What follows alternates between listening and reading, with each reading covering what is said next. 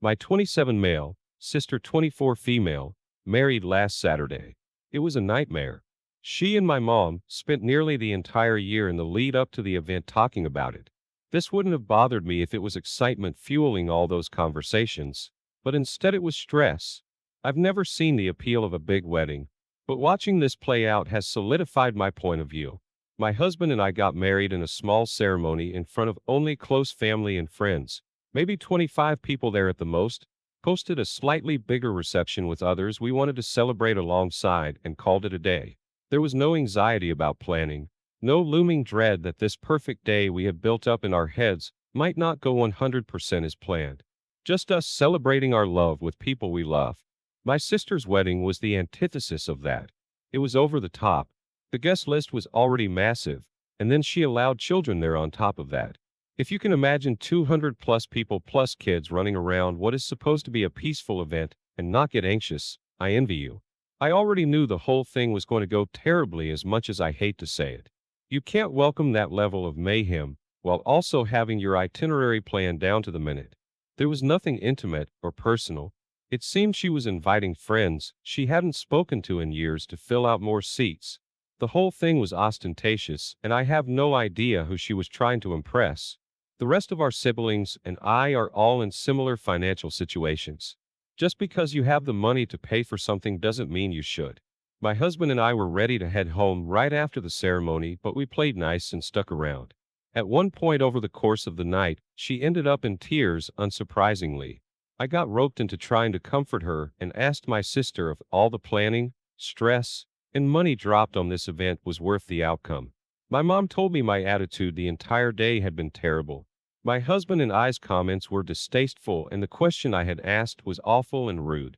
I haven't spoken to either her or my sister since. Am I the idiot? OP. Was making your sister feel bad on her wedding day in order to get a dig in and make yourself feel superior worth it? Did it make up for not being the center of attention for a year? You are the idiot.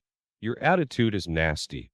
I don't know who you're keeping company with, but almost every wedding I've attended had 200 plus guests. About half had children, and nothing turned to mayhem. Climb down off your high horse. Nobody thinks you're special just because you had a small wedding. I agree with your mother. I'm a small wedding person myself, but that doesn't mean I judge other weddings. There's no ideal wedding. It's different for everyone. You spent the entire day blowing smoke up your idiot, but by noticing everything that was off about your sister's wedding and patting yourself on the back about how much better yours was. Then when your sister was overwhelmed, you took the opportunity to rub salt in the wound. You weren't trying to comfort her. You were just trying to be an idiot. Your mom and sister have likely enjoyed not speaking to you. You sound atrocious. My husband and I were ready to head home after the ceremony, but played nice and stuck around. What? Played nice and stuck around at your own sister's wedding? That's the crap you say about a distant friend or colleague, not your family. Big or small, you should want to be there for her special day. OP's just jealous that they couldn't have a big wedding because not enough people wanted to go. Also, since he mentioned all the siblings have the same financial situation, I don't know what his problem is. He wanted a cheap wedding for himself, and he got it. So there's no need whatsoever to criticize others that want a bigger, more expensive event. It's their freaking money. OP, you sound like you're enjoying ruining things for people and are very, I told you so, smug, which is insufferable. You are the idiot, and try therapy. My 39th birthday was last week. Months ago I was talking with my mom about a part of our estate that I would love to visit, and she mentioned that she had never been there. I told her we should go together sometime, and we started planning it. We ended up deciding on going there for my birthday. During the planning we realized that my mom, my brother, and I had never been on a trip together, just the three of us, so we invited my brother too. My husband was fully supportive of us taking the trip and would be staying home with our toddler son and our dog. Before we left last week, my husband gave me the gifts he had bought for my birthday. He got me some comfy pajamas, a sun hat, and some good wine and cheese to bring with me on the trip. Normally I would be okay with that gift as we don't splurge on birthday gifts anymore, but he had been talking about getting me a smartwatch and new luggage for my trip ever since we started planning it. He knows I can't be picky about gifts as I've exchanged some of the gifts he's given me in the past for different colors or options, but this time I told him to pick out something for me as I wanted those things for the trip. He offered instead to go shopping with me so that I could pick out exactly what I wanted because if I take them on the trip and don't like them, it's not likely I could return or exchange them. I thought that was a good idea, but life got busy and before I knew it, it was the week of our trip and we hadn't had a chance to actually go shopping together. So, the time came for us to leave and part of me was expecting my husband to surprise me with a new watch or weekend bag, but he didn't. I admit I was pretty disappointed that he didn't take the initiative and just give me those things on his own. I tried not to let it bother me during the trip, but it was always in the back of my mind. After we got back, I told him how disappointed I was that he didn't give me the watch and bag like he said he would. He told me that he thought we had agreed to do it together, but I told him he knew how busy we were and it wouldn't have been difficult for him to do it on his own. He got offended and told me that I spent thousands of dollars on a nice relaxing trip with my family while he stayed home and took care of everything and I'm complaining about a watch and a bag. I told him that he knew how much I was looking forward to having those items for my trip and I'm just disappointed that he didn't realize that and took the opportunity to do something special for me. He apologized for ruining my trip, but I know it wasn't sincere and he's just telling me what he thought I wanted to hear. So, I offered to go shopping with him sometime to pick them out, and he told me to do it myself. Now I feel like crap, and I know he's mad at me for being ungrateful for the things he did give me, and for allowing me the opportunity to have a trip like that with my family. You are the idiot, and you feel like crap for a reason. You admitted you're picky and returned many gifts your husband gives you, a smartwatch and luggage, or more significant ticket items. So, not wanting to pick those out without you is reasonable. You took a nice trip and he spent the weekend alone caring for the kids, yet you return his sweetness with idiotry. Why? Please figure out why and apologize to your husband for acting out and being immature. You sound ungrateful and your husband was right. On the other hand, you got a fantastic child-free trip while your husband watches your kid and dog by himself. You are a massive entitled idiot. I'm pretty sure your toddler has more cop on. OMG, yes OP, you are the idiot. You should be happy you got anything. Some of us are happy if our birthdays aren't even acknowledged, let alone a gift. Grow up. Sometimes you don't get what you want. Don't throw your husband's gifts back in his face. You're disappointed about a material possession. He's disappointed that his wife doesn't appreciate him. It's time to rethink your priority on gifts in your life. I, 31, female, am part of a friend group that meets for dinner about twice a month. There are 6 to 8 of us that go together, depending on schedules, and we take turns picking restaurants we want to try. And for the most part, we seem to have similar taste. Last year, one of my friends, Jen, asked if we could include a friend, Kate, who had just moved to our city. Jen knew Kate from college, and since Kate was new in town, Jen thought this would be a nice way for her to develop social connections without too much hassle or pressure. Turns out Kate is really nice and funny and is now good friends with all of us. However, Kate has a pretty serious seafood allergy, like not just shellfish or just fish, all seafood. She's not deathly allergic, more like breakout and hives type allergic. This hasn't been an issue since we live in the Midwest, and there were a few seafood specialty restaurants near us. We tried a few before Kate moved here, but none of them were worth risking Kate's allergy to return to. That was until a new sushi restaurant opened up about 4 months ago. My husband and I went, and it was amazing. We then went on a double date with another friend and her husband, and they loved it too.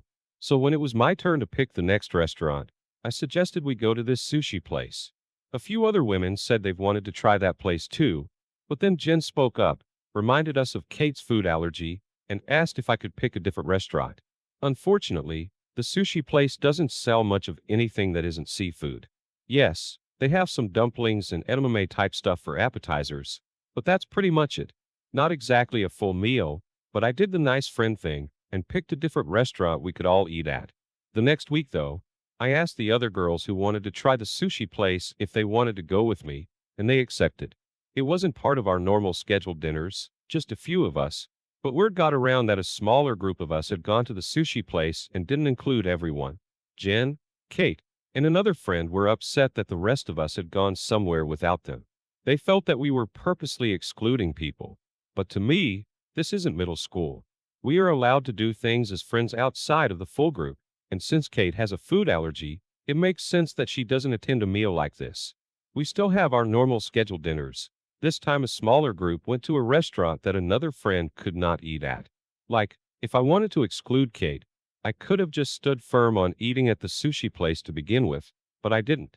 But Jen and Kate think I crossed the line by going behind their backs to eat with just a few of us, and that I'm trying to create division in our group. So now people are taking sides and pointing fingers, and it's a whole mess. Not the idiot. You picked a different place for her with the whole group. You just decided to go to that restaurant with the interested group of friends later. They can't expect you never to eat seafood, just because one person in the group can't. Jen comes off more like Kate's mother than her friend. When multiple people expressed interest in the seafood restaurant, Jen should have backed off. Kate is a grown woman. She can decide for herself if she wants to go to the restaurant and eat a few seafood-free appetizers, or sit this one restaurant out. No, I think it was nice of Jen to advocate for Kate in this little way. Kate's new to the city, and Jen invited her to join their dinner group as a way to make friends. Everyone likes Kate, and Jen reminded them of Kate's allergy, so Kate didn't have to feel as if she was creating an imposition on people she doesn't know very well. Seems like decent, socially aware behavior all around. She was introduced to this friend group last year, and it's ridiculous to be angry and cause so much drama because some of the group decided they wanted sushi and want to get it. Geez. OP, you nailed it when you said that this isn't middle school, and you're allowed to do things outside of the group. I was in labor for 26 hours, and was in a lot of pain as I didn't take an epidural. My husband was constantly on the phone, either playing games or talking with his brothers being really loud, and when I asked him to please hang up, he'd hang up the phone and then like 10 minutes later, call them back. He really wanted to talk to them because his friends went on a boys' trip without him because I asked him to stay back so we could be here when I went into labor. They were calling him to tell him how their trip was going. He apologizes to them, blaming it on me being a nag. I was really annoyed and told him if he wanted to talk to his friend, he could do that elsewhere so I could be in pain and peace. He was like, all right, fine baby, I'll just call them back later. So, I had about 20 minutes of peace until his mom FaceTimed him where he proceeded to put me in the video call. His mom comments how she remembers when she was in labor with him, and she still did herself up. She even claimed she looked so good the doctor was flirting with her. I was holding back everything inside me not to say something as I didn't want to disrespect my mother-in-law, but at the same time, she sometimes just makes the stupidest comments at the worst times, and at this moment, I could not stand talking to her. A nurse came in and could tell that I was upset and asked me if everything was all right, and I told her I just really wanted to be alone. She ended up kicking out my husband, and in turn, he missed the birth of our firstborn daughter because he left the hospital because he was angry that I got the nurse to kick him out of the room. He refused to come see his daughter afterward because he was angry at me for kicking him out. My mother-in-law, who did visit me in the hospital, wouldn't stop talking about how I'm such a bad wife for removing my husband from the room. When I got home, he kept bringing up how I ruined a bonding moment with his daughter and how he could never forgive me for that. Am I the idiot for kicking my husband out of the delivery room because he was making phone calls? Not the idiot. Does your husband have any redeeming qualities? He's acting like a self-obsessed tool. Not only was he a poor partner to you, but he was also a poor father, putting his pride above visiting ASAP to meet his firstborn child. I think he may be showing you his true colors here. I'm sorry they're so ugly. The nurse kicked him out of the room. He's the one that chose to leave the hospital altogether. He has regrets because he messed up. Now he's trying to blame you. I'm sure you have some regrets now too. Like, why are you with this jerk? What are you going to do now? I think it would be better to be alone than stuck with him. I'm being serious. He called you a nag for asking him to not go on a trip around your due date. That alone shows how little he respects you. You'll be better off as a single mom. It truly upsets me to read these stories. I wonder if you'll spend the rest of your life with such an idiot. My 25 female nephew passed away 1 year ago because of cancer. It was right on my birthday, and there was no celebration. There was nothing because everyone was devastated. My sister Denise is still grieving. She's in therapy and making some progress, but it's been slow. My family and I try to be as supportive as possible. Birthdays in my family are very important. We throw huge parties. I believe and have been taught that birthdays are important and should be cherished. Yesterday was my birthday. Obviously, I feel bad about the anniversary of my nephew's death, but I'm also a little down about not being able to celebrate like I used to, and my girlfriend knew that. So in the morning, I went to Denise's house and stayed by her side until almost lunchtime when my mother would stay with her. We didn't want to leave her alone, but no one could stay all day. I went to work, and at night, my girlfriend made a surprise at home with a candlelit dinner and a small cake. Something very intimate for both of us since my family was in a bad way. I didn't post on social media, but my girlfriend posted a picture of us holding hands in the dinner she made with happy birthday love. My mom and Denise follow her on Instagram. I woke up the next day to hundreds of texts from my mom and Denise asking if I was celebrating even though it was such a sad day, and how heartless I was to celebrate knowing my sister was in such a bad way. Even though I said it was a surprise, they called me cold, heartless, and insensitive to the pain of others, saying I should have refused to celebrate. I was just glad I celebrated because it's something important to me, and I didn't even realize it when my girlfriend posted this photo on Instagram. By the way, in case you're wondering, none of them remembered it was my birthday. Am I the idiot? I thought you had thrown a big raucous birthday party. Nope. You had dinner with your girlfriend. In no way were you or your partner insensitive to your sister.